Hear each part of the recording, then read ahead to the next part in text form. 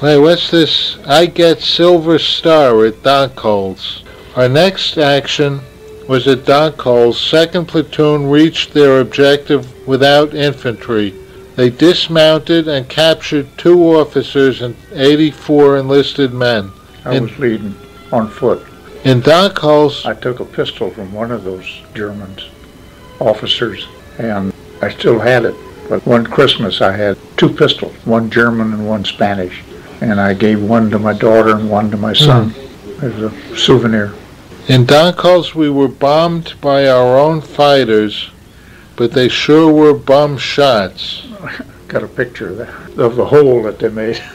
That reminds me of the policy of an officer exchange program. An infantry officer would go to a bomber base for a week to ride with a bomber crew. A bomber officer would come up and join the infantry. You can guess the reaction of the flyboys, but the infantry officer would show off his flight medal.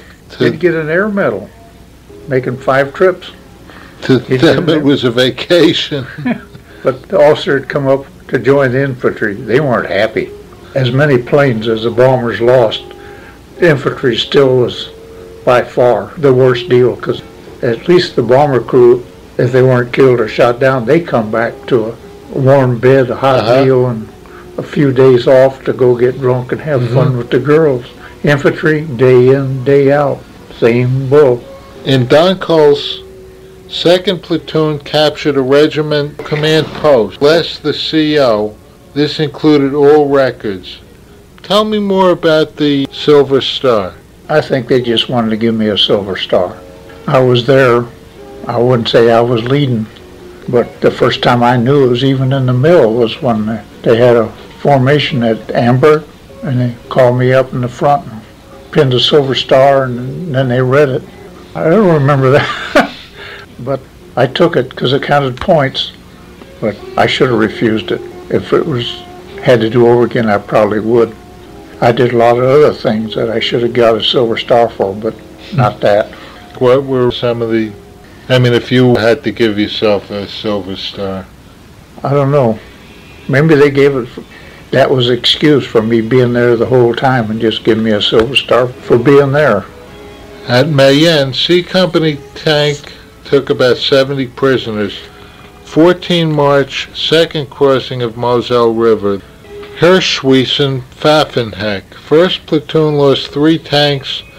2nd Section took up defensive positions and knocked out 4 anti-tank guns, taking 30 and 27 enlisted men prisoners. 3 officers and 27 enlisted men. Is that where I brought back the tank that had a dead man in it? Yes. I had been up there to see them before they went in, got hit, and then so I knew where they were at. But he called me up and told me about tank being hit and that a round went through the man, so he was stone dead. But they were in exposed position way up with the outposts of the infantry, and they didn't want to pull a tank back because it would make the infantry think that maybe a tanks were leaving them. And he couldn't do it anyhow in the daytime because the Germans would see him moving and would shoot at him again. So he wanted me to come up there at nighttime and to take the tank out of there and see if the man was taken care of. So I went up there that night, late, me and my Jeep.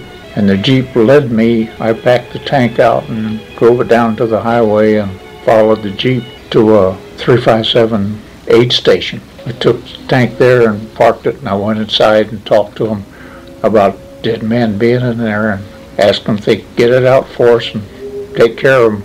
They said, okay, they'd get in touch with grave registration and see if things are taken care of, SOP. So I left the tank with them. I don't know whatever happened to the tank, whether they gave it back, but I don't think they wanted it back because I had a hole in it. That was every time I'd hit a bump or go downhill or make a turn, I could just see that body falling on top of me. Oh,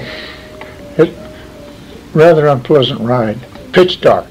The Jeep had his night lights on, and I followed him with his lights on, following his driving lights, and followed him to the aid station.